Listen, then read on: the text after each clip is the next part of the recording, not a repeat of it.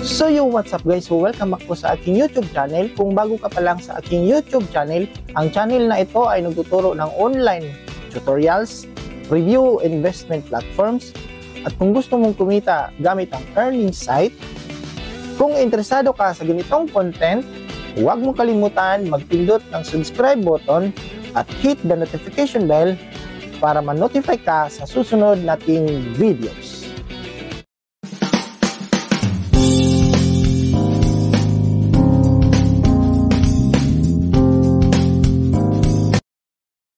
Disclaimer: this channel does not promote or encourage any illegal activities. All contents provided by this channel is meant for educational purpose only. So what's up guys? Welcome back po sa panibago nating videos. And for today's video guys, ituturo ko sa inyo kung paano mag-verify ng documents natin to receive payouts dito kay Lolo Meta or sa Facebook. So may nakikita kayong verify documents to receive payouts.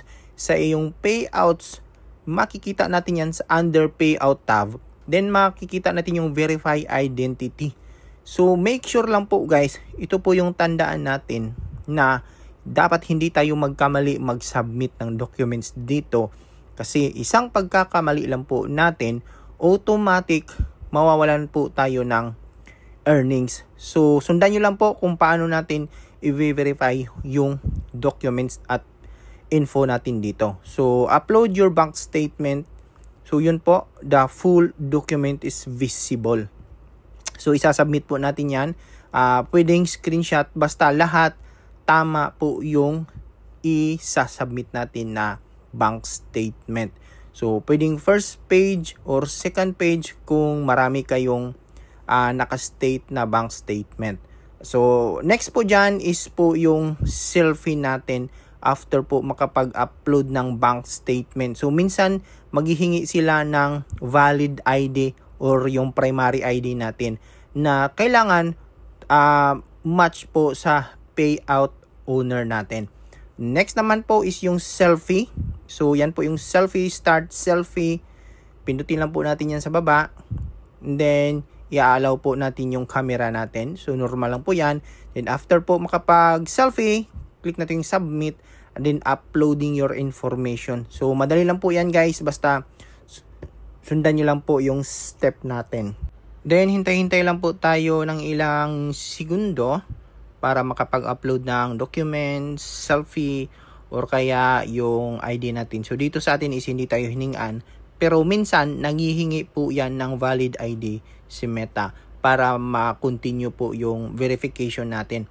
Ayan, so after po mag-upload, mag-submit ng documents, maghihintay tayo ng ilang araw. So dito po sa akin guys is hindi umabot ng 24 hours na-review na po yung documents natin. At babalikan natin yan ng ilang oras kasi mabilis lang naman yan guys once tugma po yung ano natin dito, yung documents na pinagsasubmit.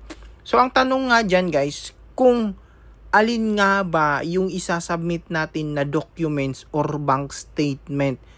So dito guys, makikita nyo sa ating payout is nakapangalan po sa akin.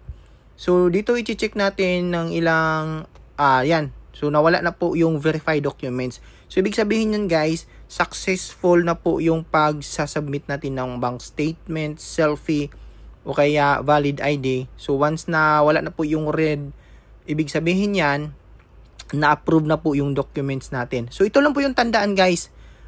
Dito sa payout settings natin, kailangan yung payout method, payout account owner, dito is kailangan yung i-check yan na yan ay tugma.